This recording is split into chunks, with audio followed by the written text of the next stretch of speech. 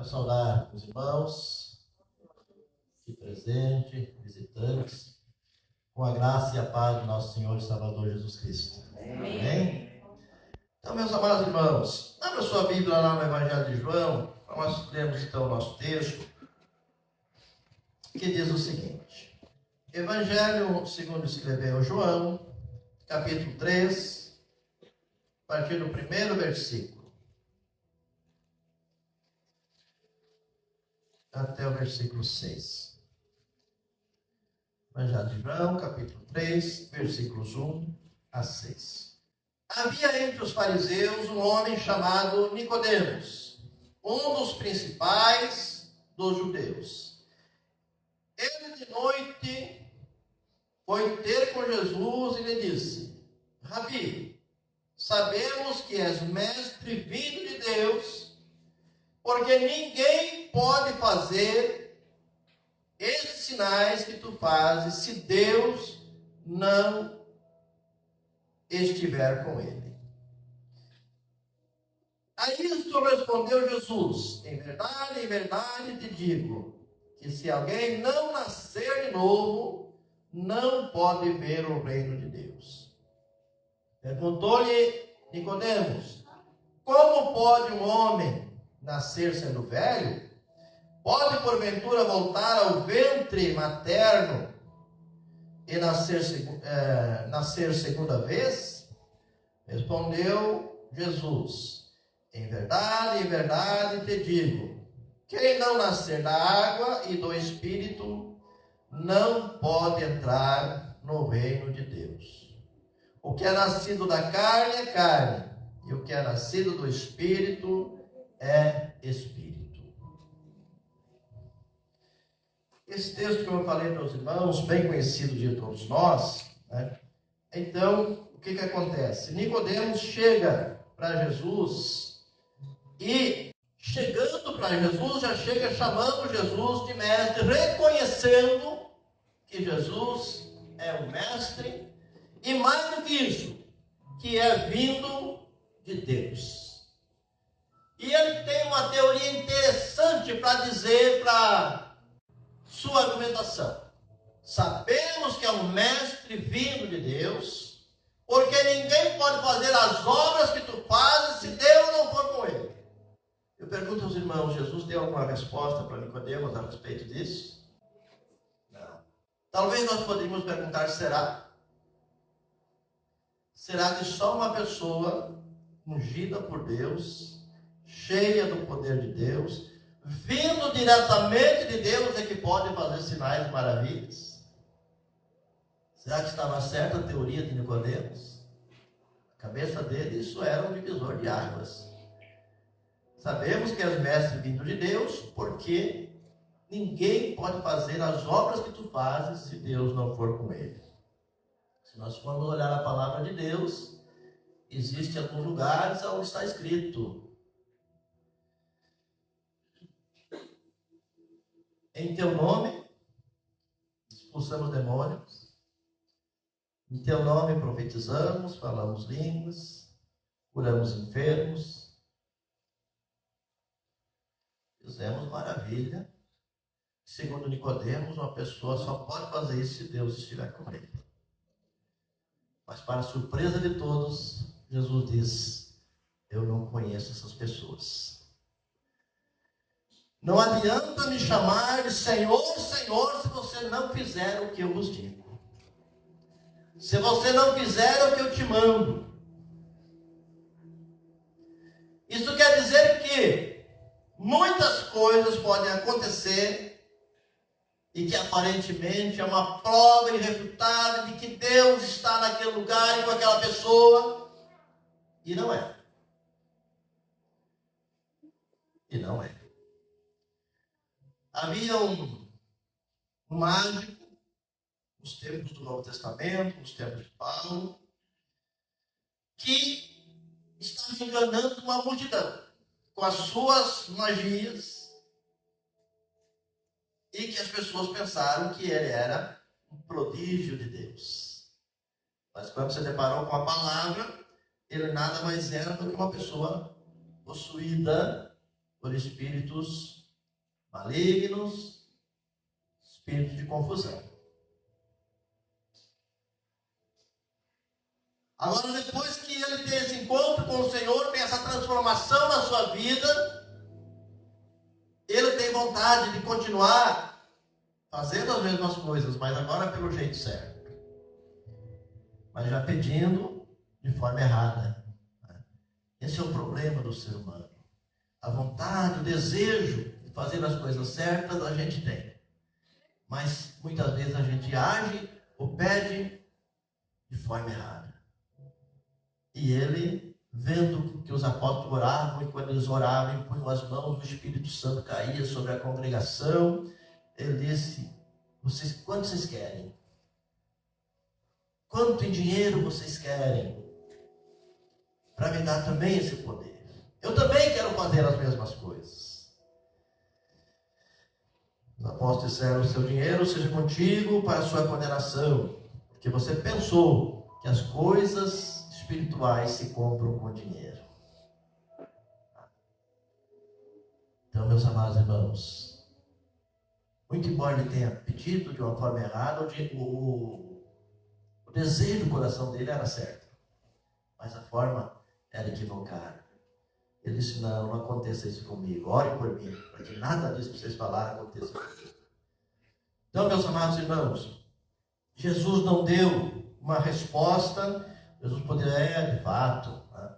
As coisas que eu faço são coisas extraordinárias, são coisas diferentes, são coisas muito poderosas que só Deus pode fazer. Não tem essa necessidade, né? As coisas de Deus, elas acontecem de acordo com a vontade de Deus, e nós não temos necessidade de estar dizendo que somos mais usados, menos usados, ou qualquer coisa assim. Agora, uma coisa que era importante, isso sim Jesus disse para Nicodemos: em verdade, eu te digo que quem não nascer de novo não pode ver o reino de Deus. Hein? Meus amados irmãos, o reino de Deus, quando a gente fala em reino de Deus, a gente não está falando na igreja que vai estar morando nas regiões celestiais, depois do arrebatamento, depois da ressurreição. A gente está falando da obra de Deus que já iniciou-se com a vinda de Jesus a essa terra. Com o envio dos apóstolos, discípulos para pregar essa palavra em toda a terra. O reino de Deus já está presente. O reino de Deus, ele está entre nós. Amém? Mas nem todos podem ver. Nem todos podem ver. E aquela pessoa que não tem esse discernimento, aquela pessoa que não nasceu de novo, por mais que ela tenha um costume legitimamente cristão, por mais que ela tenha sido moldada dentro dos preceitos, dos costumes cristãos, do cristianismo, ela não tem condições de saber aonde Deus está agindo, aonde Deus não está agindo. E às vezes ela é levada justamente por esta visão que Nicodemos estava sendo levado, achando que se está acontecendo alguma coisa extraordinária, se tem muita gente reunida, se as coisas estão indo de vento em popa, é porque Deus está presente. Mas aquele que tem condições de ver, porque já nasceu espiritualmente, já nasceu de acordo com a vontade do Espírito Santo de Deus, esse pode ver a obra de Deus aonde estiver 2 ou 3.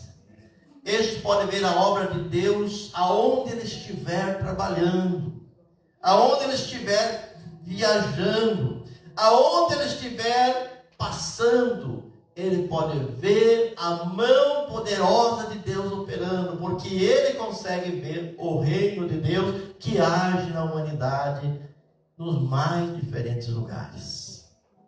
Bem? Então Jesus disse a Nicodemos: você tem muita vontade, você tem muito desejo de fazer a vontade de Deus, mas você é um mestre moldado na vida social, na vida secular. Você cresceu e você foi recebendo um conteúdo humano, secular. Religioso, sim, mais secular. A religião nada mais é do que alguém que procura colocar-se de uma forma correta dentro do pensamento da sociedade. De uma forma exemplar dentro dos valores que a própria sociedade tem. Respeito, ética, moral e assim por diante. Mas isso, meus amados irmãos, é algo aqui da terra, de quem nasceu da água. Mas como assim nasceu da água? Nós hoje vamos ter o batismo, né? Então, muitas vezes as pessoas dizem, agora se batizou, nasceu da água. Não, a água simboliza uma nova vida mesmo. A água simboliza uma limpeza, né? Mas simboliza. Ninguém está nascendo da água. Você que vai se batizar, você não ficou 9 meses dentro dessa bacia aí, não. Vai entrar ali e já vai sair. Então é um símbolo. Agora, quando você nasceu do ventre da tua mãe, você ficou 9 meses na água. E aí você nasceu da água, e esse nascimento da água é o nascimento da carne. Então, quando Jesus diz que quem nasce da carne é carne, é porque ele nasceu da água. Da bolsa que sustentou a sua vida, da carne que alimentou a sua vida, até o momento dele vir ao mundo como uma página em branco, para ser preenchida com as experiências que ele haveria de passar durante toda a sua vida. Por isso, meu amado jovem, não despreze nunca a experiência de alguém que já viveu mais tempo que você. Porque quanto mais tempo as pessoas vivem, mais oportunidade de ter um conteúdo apropriado elas têm. Jesus disse, isto é humano, carnal, e todos nascem da carne. Todos nascem dessa água que garantiu a ele chegar a esse mundo com vida. Mas é preciso nascer também do Espírito. Isso significa, meu amado irmão, que quando você vem para o caminho do Senhor, e a gente fala isso para quem ainda não conhece a palavra, mas a gente fala isso também para nós que conhecemos a palavra. Quando você vem para o caminho do Senhor, você traz um conteúdo carnal, humano, um conjunto de valores humanos que você recebeu. Se você ficar com esse conjunto de valores e apenas aceitar Jesus e apenas descer as águas do batismo, mas continuar com esse conjunto de valores, você não vai poder ver o reino de Deus, meu irmão. Não tem como. Não tem. Ah, mas Deus não falou? Falou. Mas como é que eu não consegui entender isso? Se você não nascer de novo, se não começar a escrever uma nova história na sua vida agora espiritual, experiência material, humana, secular que você tem, ela vai continuar lá. Conhecimento não ocupa lugar, vai continuar lá. Mas se você não tiver uma nova formação, agora no Espírito, agora não o que a sociedade acha importante e valoroso, mas aquilo que Deus acha importante e valoroso para a sua vida, você não vai conseguir entender a profundidade da palavra do Senhor. Amados irmãos, há estudos que foram feitos com milhares de pessoas, que o crente que lê a palavra de Deus uma vez por semana, talvez no culto à noite, né, traz a Bíblia, o pastor vai fazer uma mensagem, e ele faz a leitura, e depois ele vai para casa, ele fecha a Bíblia, e lá a Bíblia vai ficar fechada até no próximo domingo, ou ali 15 dias, ou 21 dias, ou 30 dias, enfim, quando ele voltar para a igreja. Pessoa que tem uma vida espiritual assim, não foi notado diferença nenhuma na vida dele. Ele pode ser bonzinho, pode ser honesto, pode ser sincero, assim, qualquer uma pessoa do mundo pode ser também, se ele se determinar a viver assim. Mas diferença na vida dele, a palavra não faz. Quando ele lê só uma vez por semana. Quando ele lê 2 vezes por semana, o resultado é praticamente o mesmo. Quando ele lê 3 vezes por semana, isso é pesquisa estatística, tá? Quando ele lê 3 vezes por semana, começa a se notar uma diferença na vida desse cristão. A Bíblia começa a fazer efeito na vida dele. Quando ele lê 4 vezes, melhor ainda. 5 vezes, melhor ainda. Quando ele lê todos os dias, ele tem uma vida espiritual suficiente para chegar na igreja e entender o que Deus está falando através do pastor, através de qualquer outro que estiver trazendo a mensagem. Então é questão de sintonia. Tem gente que fala assim, mas como é que a gente vai para um retiro, fica lá 3 dias incomunicável, só orando e ouvindo a palavra, e a gente tem tanta experiência com Deus? Como? É simples. Lá não tem Faustão, lá não tem Flamengo, né? Lá não tem Bolsonaro, nem Lula, não tem nada. É só espiritual. Então, automaticamente, a minha relação com Deus vai ser muito mais elevada do que quando eu vivo uma vida normal, como um ser humano qualquer, que outros também vivem. Eu vou ter dificuldade para ter essa sensibilidade com a palavra de Deus, né? Então, por isso, Jesus diz claramente: quem nasce da carne é carne. Quem nasce do Espírito é Espírito. Não é suficiente nascer da carne. É preciso nascer também do Espírito. E agora é outro tipo de água que envolve esse novo nascimento. É a palavra de Deus. Que também, como água, purifica a nossa vida e nos traz o conteúdo que nós precisamos aprender. Agora um conteúdo de acordo com a vontade de Deus, um ensinamento de acordo com a vontade de Deus, né? A partir do momento que nós nascemos de novo, que nós temos realmente uma vida nova em Cristo, não é ir para frente de oração, aceitar Jesus, isso não é bem assim. Pastor Jânio com certeza se lembra nos nossos cultos, tempo lá que nós éramos adolescentes, jovens, né? A pessoa vinha para frente, sentia a palavra de Deus de uma forma tão forte, tão poderosa, vinha para frente chorando, se jogava no chão. E você podia ir lá na segunda-feira que a vida dele era outra. Não é verdade? Hoje não, hoje a gente vem porque um amigo trouxe, veio na frente, orou, talvez até se emocionou, chorou um pouquinho. Você vai na segunda-feira, o fulano é o mesmo de antes de ter vindo no culto. A gente precisa quebrar essa barreira.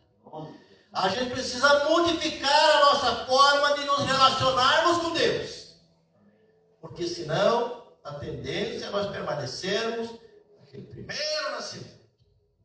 A mesma coisa que alguém diz assim: teve uma experiência de quase morte, Deus me deu uma segunda chance, eu tive uma nova vida. Se ele viver como ele vivia antes, não adiantou nada. Vai ficar a mesma coisa. Só vai ser realmente uma nova vida se ele modificar a sua forma de pensar. Se ele era uma pessoa arrogante, se tornar humilde. Se ele era uma pessoa que tinha tendência para atos pecaminosos, se tornar agora um intercessor, uma pessoa espiritual, uma pessoa com desejo de fazer realmente a vontade de Deus na sua vida. Então é uma vida nova. Senão ele simplesmente deixou de morrer naquela hora para morrer depois com a mesma vida que ele já tinha antes.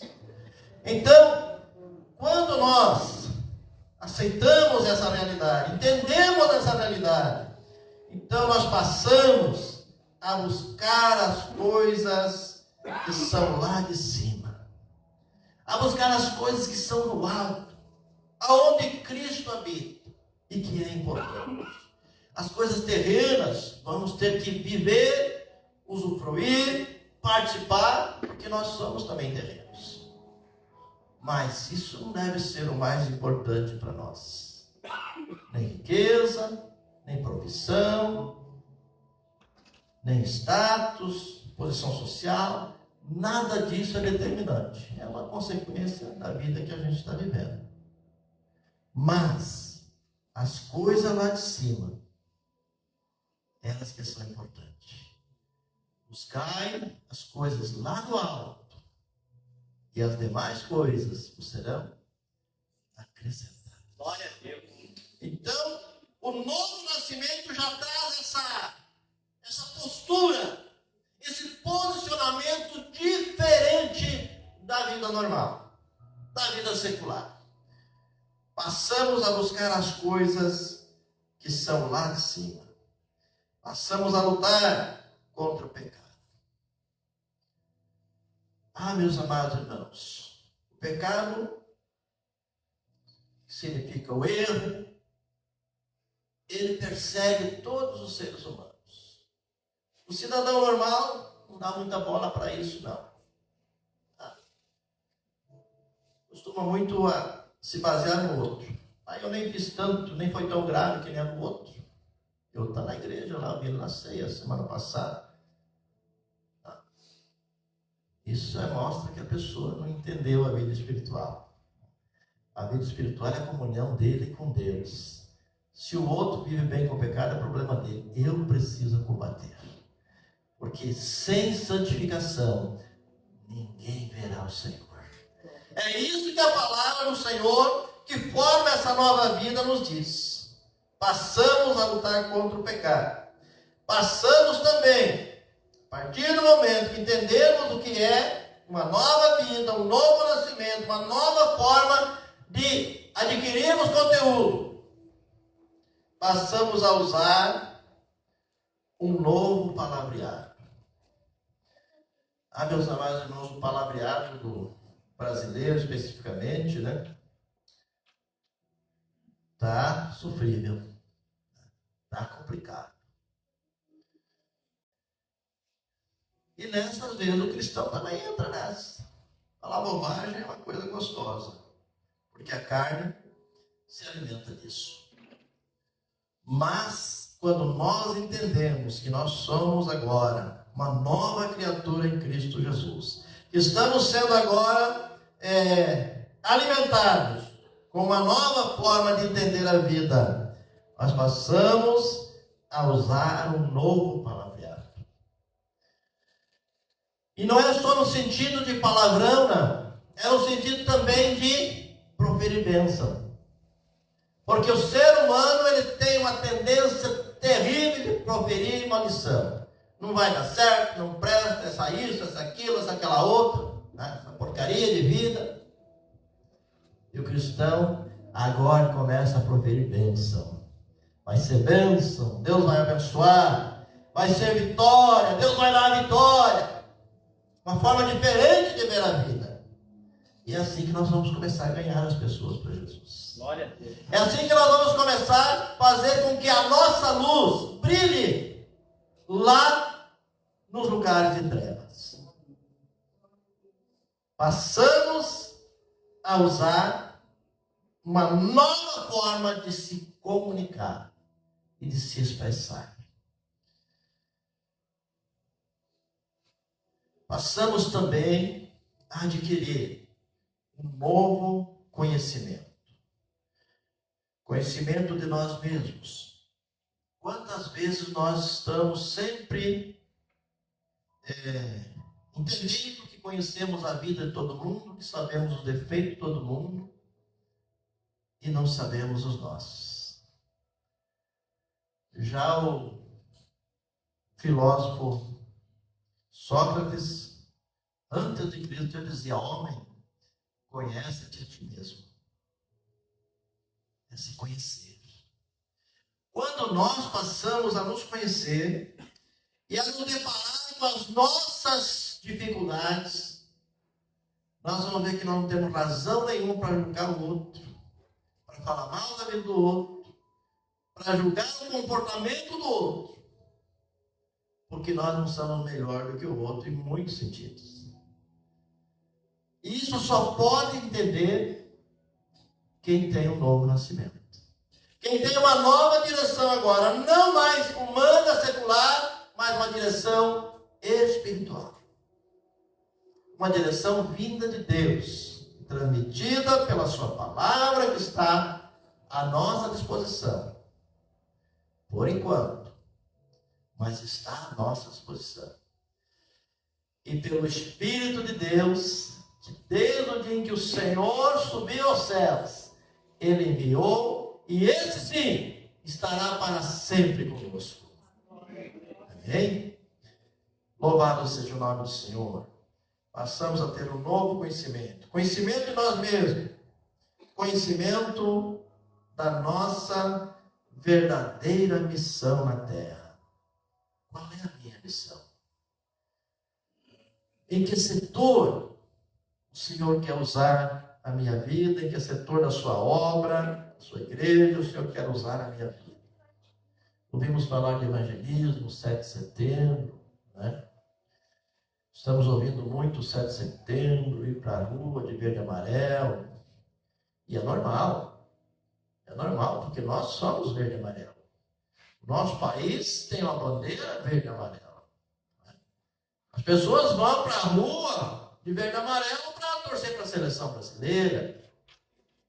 Quanto mais para torcer para o seu país e bem, e ser um país vitorioso, um país que dê condições aos seus habitantes de viver uma vida melhor.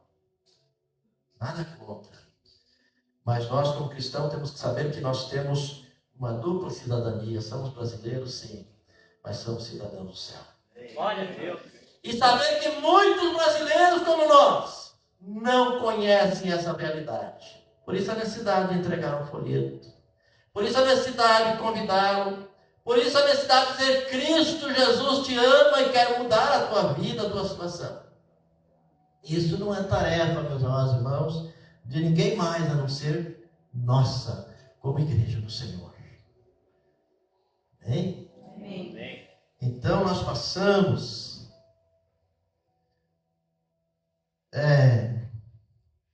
a ter uma consciência da nossa missão aqui na terra. Porque a vida que nós temos aqui, meus amados irmãos, se ela não tiver nenhuma função, ela é vazia. E é o que está acontecendo com a nossa juventude hoje. Vida vazia, depressão, ansiedade, um monte de coisa. Por quê? Porque não entendeu qual a sua missão na terra. Não entendeu a importância que ele tem, né, no sentido de ajudar uma outra pessoa que está com problemas muito mais sérios. Passamos a ter também conhecimento da vontade de Deus. A palavra do Senhor diz que nós temos que chegar a um ponto de saber, de entender qual é a boa, agradável e perfeita vontade de Deus. Amém? E como é que a gente consegue isso? Apresentando a Deus o nosso culto racional. Vamos agora apresentar a Deus aquilo que nós temos de conteúdo, que já foi impresso no nosso coração. E que nós agora podemos saber muito bem como utilizar. Qual é a boa, qual a perfeita, qual a agradável.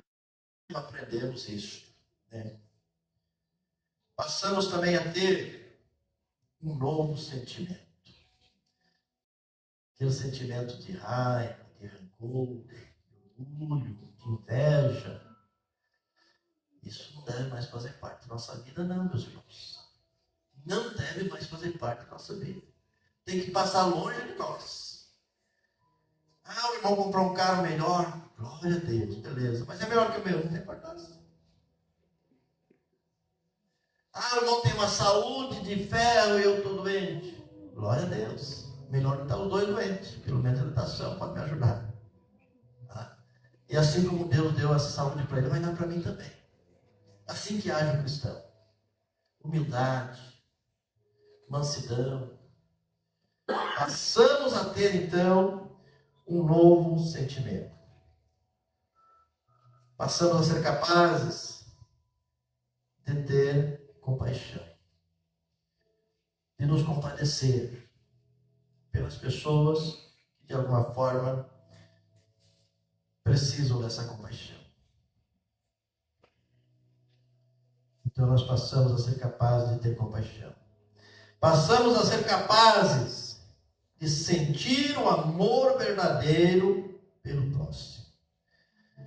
Amados irmãos, o mundo está precisando, não é de milagres. O mundo está precisando não é de maravilhas. O mundo está precisando não é de mágicas. O mundo está precisando de um ombro amigo, em quem ele possa confiar e com quem ele possa compartilhar as suas necessidades. Isto é, meus amados irmãos, o amor verdadeiro. Aquele momento em que você realmente está interessado na necessidade do teu próximo. Não é uma coisa de boca para fora. Eu te amo, eu amo todo mundo. Falar é uma coisa muito fácil.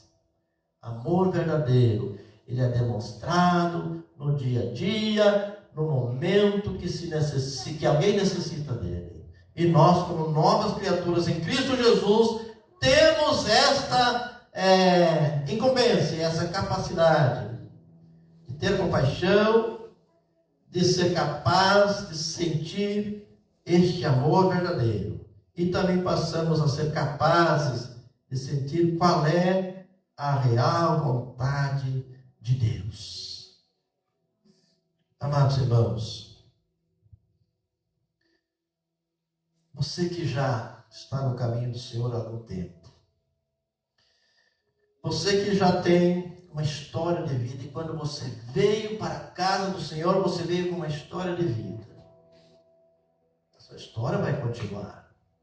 Ela não vai ser riscada de forma nenhuma, porque daí você não precisaria nascer de novo. Precisaria só esquecer o que você aprendeu, desde que você nasceu até agora, e ter uma nova leitura da vida. Mas você precisa nascer de novo, porque você vai ficar com a história de vida que você tem.